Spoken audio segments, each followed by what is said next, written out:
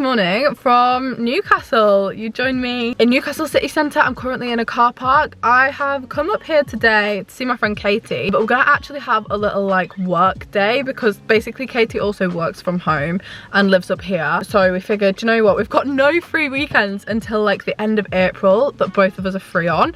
So I was like, right, well, that's not ideal. And we've got a load of stuff that we want to organise and plan for summer. So I was like, do you know what? Let's just have a work from home day together, and then in the evening we can go for dinner. So that is the plan. That is why I'm in Newcastle. I've just driven up this morning. I always think that Newcastle is nearer than it is. Like, I got in the car, I was like, cool, it's like an hour and 50, 2 hours to Newcastle. It's like 2.5 hours to Newcastle. I don't know why. I just always think because it's the northeast and I'm already sort of in the northeast that it is closer than it actually is. But anyway, I've made it. I'm here. I'm in the car. My next task is to go and find Katie.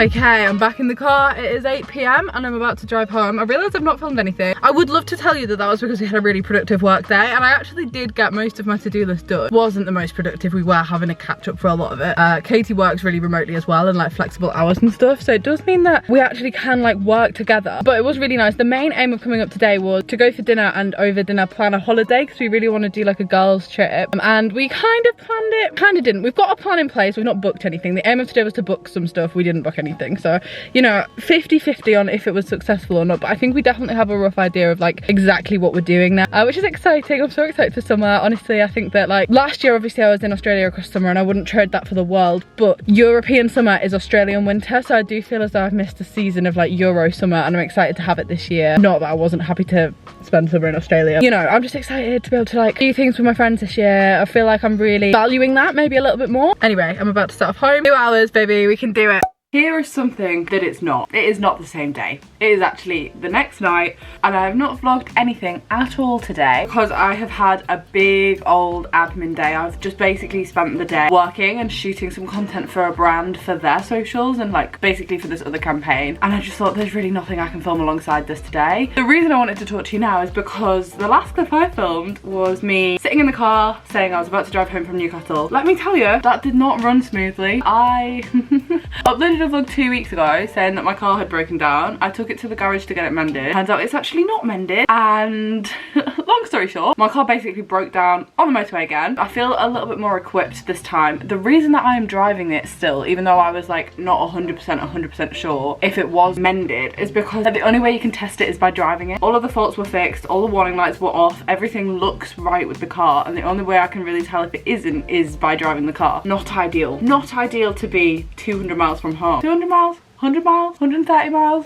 This far away. Anyway, so I'm obviously panicking. I'm driving down the A1 as well, which if you don't know the northeast, it is a motorway. It's not very well lit. It's not very busy. There was no street lights. So I'm in the hard shoulder on my own with my hazard lights on, and I'm thinking if any car comes like flying down the inside lane, my car's tiny. I'm very paranoid that it's so badly lit. Like, I don't want to get out of the car, but also I don't want to be in the car. Panicked. Let the car cool down and then drove it very, very slowly 4 more miles to Durham service station. And to cut a really long story short, my dad called the RAC, right? Breakdown cover. And the wait time was 6 hours, which I think is actually like quite a shocking service given that you pay for this monthly. A 6-hour wait time at 9 PM, so you're gonna come up to me at 3 AM. I'm on my own, a solo female driver in the car in the dark in an unlit area. 6 hours seems kind of like, what are you paying for? So I didn't do that. And instead I went against every true crime instinct in my body and approached a man in a van and asked him to help me because I didn't know what else to do. I was too far from home for somebody to come out to me like my dad. Tom is still recovering from an operation. So I went up to this man and I thought, this could be how this ends. This could be the end, but it wasn't. And the man was really, really nice, and sometimes you just have to trust your judgment. I was kind of checking all of the cars and all of the people that were in this services, but it was slim pickings because there was only 4 cars in the whole service station and most of them were empty. This van had somebody in it and I was like, all right, here we go. So I walked on over And I was like, please could you help me? Because I was struggling. It was really dark and I couldn't see properly. And I was holding my phone torch in one hand, but I also don't know anything about cars. Anyway, yeah, super long story short, this guy did help me and we topped up my engine coolant fluid and I drove the car home so slowly. It took me 4.5 hours to get back from Durham because I didn't go above 50 because the engine was just overheating. Not a success. I'm annoyed I didn't vlog it. Now, looking back, I'm like, oh, that would have been kind of fun for the video. When it was happening and I was like just standing at the side of the road in the dark, I was not thinking about getting the camera out and being like, guys, I'm stuck in the middle of Newcastle, of Durham. So that happened last night, and then today I've just had like a flat out worky day.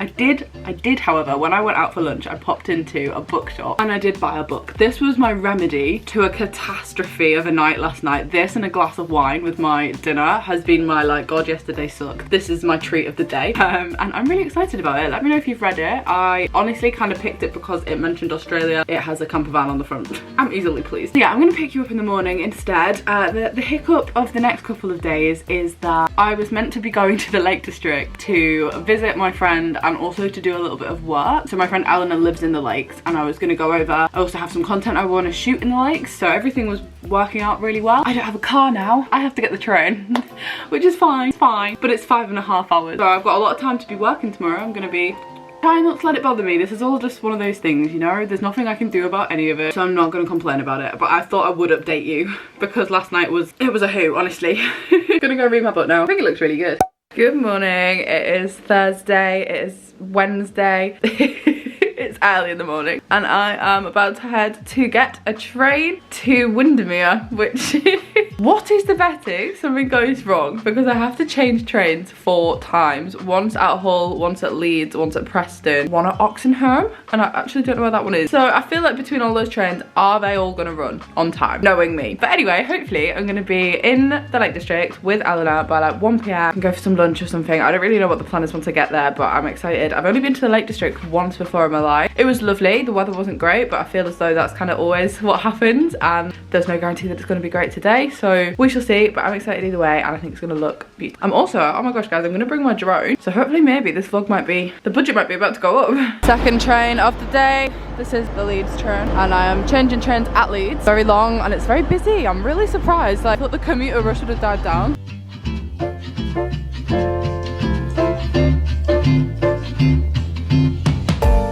And that is my train.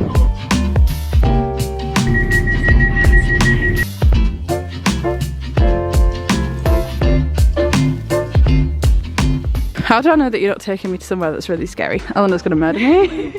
Whoa, this is actually crazy. I didn't know there was things like this here. This is giving Harry Potter and the Half-Blood Prince vibes.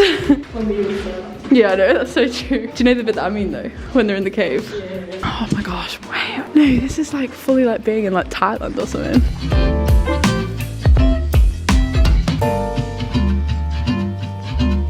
Sorry, actually imagine that being your house. That's just insane.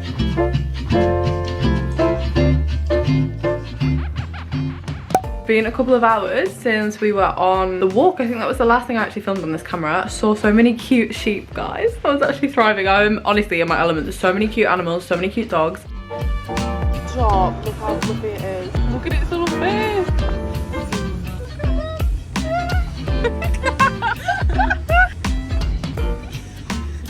Then we went for dinner at a place called Barres, which was like a tapas, like Mexican tapas. It was actually really good food. And now we're gonna go out for some drinks with Eleanor's flatmates and Eleanor, obviously. Here she is. Oh, you're very out of focus, but she's over there with Percy Pig. Oh no, don't I'll be like this. I really love it. I think it's great. And Colin. And Colin. Wow. I'm really sad that I missed the memo that M&S were making Colin the Caterpillar teddies, because I fully would have got one of those. But anyway, yeah, we're gonna go out for some drinks. We are in Ambleside, which is like, is this like one of the biggest towns in the Lake District? One of the main ones. This and Windermere, but it's very near to Windermere. Are we? Honestly, all day. I've just been trusting Eleanor to like lead me around because I don't really know where we are. Like, I don't know this area very well. But yeah, we're gonna go out for some drinks and I'm quite excited. I feel like a student right now. I'm kind of loving it. Kind of makes me feel like I'm 19. I'm thriving.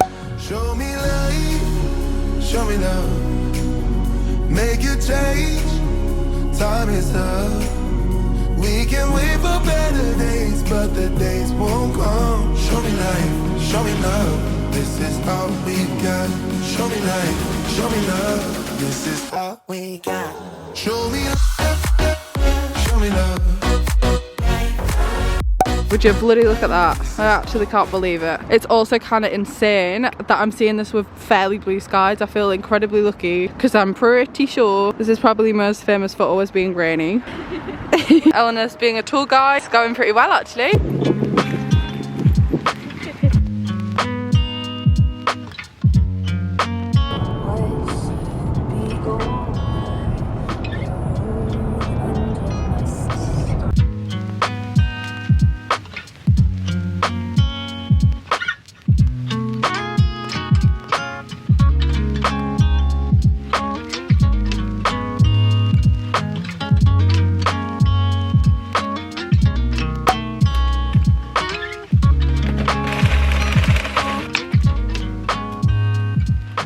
That looks pretty bloody good to me. We've got raspberries, nut granola, Greek yogurt. Oh wait, I'm missing something.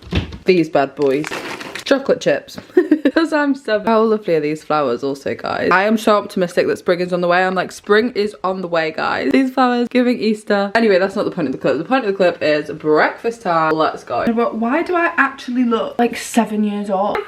Anyway, hello, good morning. I made it home last night on the train. To actually confirm my statements earlier in the vlog, every single train connection I made, I got 10 connecting trains there and back, and not a single one of them went wrong. And I'm the first to yap and complain about the train systems, especially Northern Rail, especially Transpennine Express. Well, this week I actually can't complain, and I thought to give them the credit where credit is due. I want to tell you that in the vlog because usually that's not the message that I'm telling you. Now I'm gonna go and have my breakfast. I think today's gonna be a fairly worky day again. It's like Friday. Friday is actually always probably the busiest day of my week just because I always spend Friday editing this vlog. I actually can't believe I look like this. So I'm gonna go now, but I just thought I would start, say hello, good morning, and yeah. Okay, do you want to be in the vlog? No. Oh, look at the dog. He's waiting for his treat really patiently. This is where I get it from.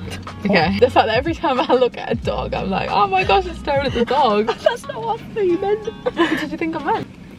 I think that's me weird face up in the back of tree. Always after a sweet treat. I might get a coffee while we're here. That might be my treat, isn't it? Anyway, hello guys, good morning. You join us from the beach. I don't know if you can actually see it behind. Can you see the ocean? No. No, maybe just about. Oh yeah, you can actually. Yeah. This wasn't on the agenda today. I got back from the Lake District quite late last night. Actually no, it was like 8 PM on the train, and then the beach isn't too far from our house, so we've risked driving the car here because I think like short journeys is okay. It wasn't ideal though. We didn't plan on coming to the beach. This wasn't on the cards, but basically I really need to film this one specific clip for a brand that I'm working with. I think I mentioned it at the beginning of this vlog. Quite a big campaign, but it's going on their socials, so I just really needed this specific shot with the ocean in it, which I really was meant to film in the Lake District. I was going to film it at Lake Windermere. I had it in my head. I completely forgot to do it, which is so unlike me. I'm usually so on top of like my to-do list, and it was in my notes app as well, and I just completely got waylaid by like seeing Eleanor and having a catch up and forgot that this was on my to-do list. Luckily I live by the coast, so we've come to film it here. Mum's gonna be my trusty camera woman. Be a camera woman. Oh, right, okay. You didn't actually say that. No, I could have used a tripod, although it's quite windy actually. The lights are blowing. That looks a bit dangerous to me. Where are you looking? Oh yeah, oh yeah. But anyway, we're in Hornsey. It's very windy. We're gonna be super speedy. Gonna let the car cool down and then we're gonna drive it back home. All's gonna be fine. All is gonna be well. We're gonna get the clip. Just realised you can see Mum has like my hat. Dad got my mum this hat with Lottie on it. Why do I look so dreadful? No, you don't. It is kind of funny that the hat has the dog on. I don't care. I know you don't. Anyway, we're also probably going to see a lot of cute dogs, so it's worth it just for that. How did it go? It was a success. Mum's hands might have frozen off. This is the East Coast in March. Hey. Yay! Hey, sometimes we get really good weather in March. It's always windy. Just a quick little update, but I just wanted to quickly get Tom in the vlog. He's now finally bandage free, semi-recovering. On the road to recovery now. On the road to recovery. I don't know how well you'll see it in this light. It's still a bit swollen. My eyes are still a little bit dark, but overall. How are you feeling overall? Good. By the way, if you don't know what we're talking about, last week Tom had surgery on his nose. Septoplasty, I think they call it. Septoplasteria. Septoplasty. Sounds like a Harry Potter spell. And I just realised, because I'm about to end this vlog, and then I suddenly thought to myself, oh, I've not got Tom in it. And so many of you were so lovely in the comments last week, wishing him well and like saying that either you'd had similar things done or just like, you know, hoping that he's okay. Also, sorry, it's like pitch black. So I thought before I wanted to conclude it, we would just say that Tom is alive and well. I'm not gonna lie though, the first like 4 or 5 days of recovery were quite rough, weren't they? Yeah, they were. The worst bit, which I knew was going to be the case, was just being able to sleep because my nose was just fully blocked. Just constantly breathing through your mouth, but when you're trying to sleep, like that's horrible. Like if you've got a cold, like times that by 10, that's how bad it was. And once you've not slept for like 2 full days, he'd only had like really broken sleep, like 40 minutes of sleep, and then waking up, and I think that's the hardest bit, isn't it, really? Yeah, last weekend was really not good, but then gradually as the week's gone on, I've got a lot better. Had the splints out, or the stents as they call, whatever they call, which wasn't very pleasant. I used to go on and vlogged it. No, I absolutely shouldn't. Basically, if you're really interested, Google what nose stints look like. Stents? I think they're called splints. Splints? Well, or don't, it's up to you. Tom described it. Like probably about 60 mil long, about that long, and it was like right back in my nose all the way. I thought it was going to be like a gradual thing that they pull it out like slowly. No, they just fully just pull it out in one go. I felt like my brain was going to be pulled out. We are walking back home, and there is a mini update from Thomas.